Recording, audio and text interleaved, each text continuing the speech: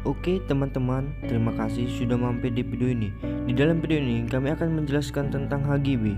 Sebelumnya kami akan memperkenalkan nama-nama kami, yaitu Didi Irawan, Sigit Wahyudi, Tiara Apriani, Aldo Haryanto Silaban, dan Prayoga Menganju Sinaga.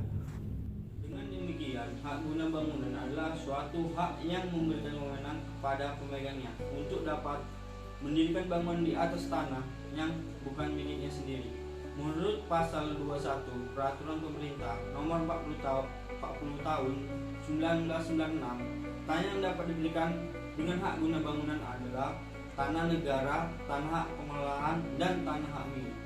Dasar hukum hak guna bangunan. Beberapa dasar hukum yang mengatur mengenai HGB adalah berikut. Undang-Undang Nomor 5 Tahun 1960 tentang Peraturan Dasar Pokok Agraria. Pasal 35 sampai dengan pasal 40, pasal 50, pasal 51, pasal 52, dan pasal 55. Ketentuan konversi pasal 2, pasal 3, pasal 4, dan pasal 8. Peraturan Pemerintah Nomor 40 Tahun 1996 tentang hak guna usaha, hak guna bangunan, dan hak pakai atas tanah dari pasal 19 sampai dengan pasal 38 mengatur tentang subjek hak guna bangunan. Ciri-ciri HGB atau hak guna bangunan. Pertama, jangka waktu terbatas. Artinya, pada sewaktu-waktu akan berakhir, HGB diberikan pada jangka waktu paling lama 30 tahun dan atas permintaan pemegang hak serta mengingat keperluan dan keadaan bangunan.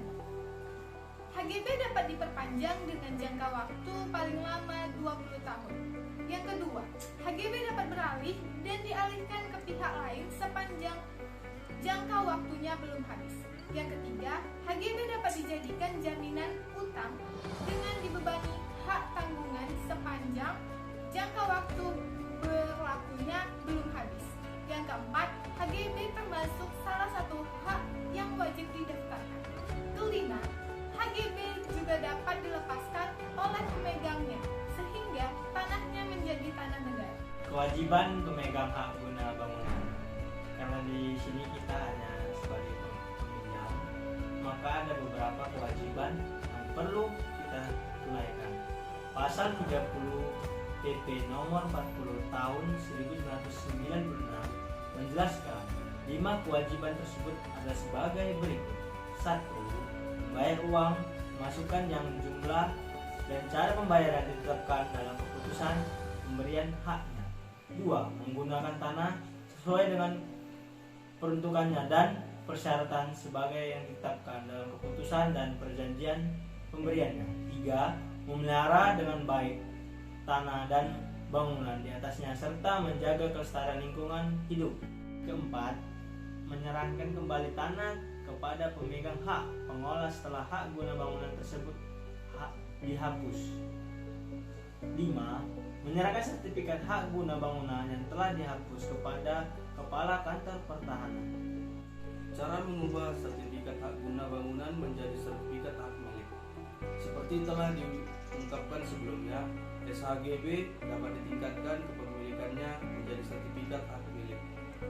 Peningkatan hak atas tanah tersebut bertujuan untuk memberikan kepastian hukum dan perlindungan hukum kepada pemegang hak atas tanah atau hak-hak lain yang terdaftar agar dengan mudah membuktikan bahwa dirinya sebagai pemegang hak atas tanah yang bersangkutan.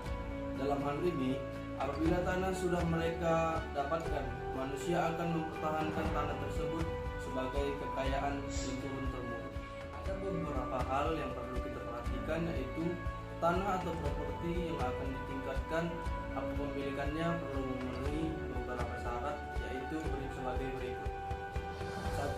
Dimiliki oleh warga negara Indonesia atau WNI dengan luas kurang dari 600 meter persegi. Yang kedua, masih menguasai tanah dan memiliki hak guna bangunan yang masih berlaku atau telah berakhir masa berlakunya.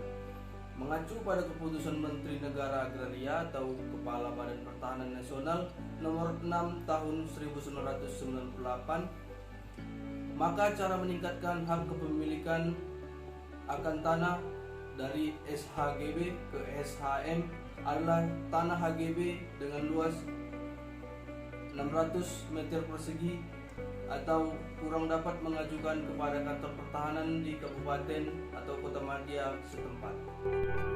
Baiklah, ini contoh-contoh hak guna bangunan. Gedung-gedung tua penuh sejarah di Medan, Sumatera Utara, banyak terkumpul di kawasan Kesawan. Selain sudah termakan usia, banyak yang telah berubah bentuk dan fungsi. Dibangun pada masa kolonial Belanda, Kelurahan Kesawan, Kecamatan Medan Barat. Dari dinding yang catnya sudah terkelupas tertulis, mulai dibangun pada tahun 1916 oleh arsitek berkebangsaan Jerman dan diresmikan pada tahun 1919 oleh Wali Kota Medan. Sekarang, bangunan berusia 105 tahun itu statusnya adalah aset dan cagar budaya milik pemerintahan Kota Medan.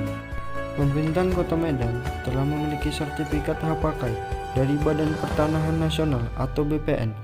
Kepala Bidang Aset Badan Pengelolaan Keuangan dan Aset Daerah Kota Medan menyatakan pemerintahan Kota Medan telah punya alas hak berupa hak pakai dikeluarkan oleh BPN pada tahun 2018 dengan nomor 1653. Nah, gedung ini sekarang menjadi hak pakai di pemerintahan Kota Medan. Dengan adanya video ini, apakah Anda masih bingung dengan definisi hak guna bangunan atau HGB, sertifikat hak milik atau SHM, dan serba-serbinya? Kami berharap video ini menggambarkan HGB dengan jelas bagi Anda semua. Oke, kami pamit undur diri. Saya ucapkan dengan terima kasih.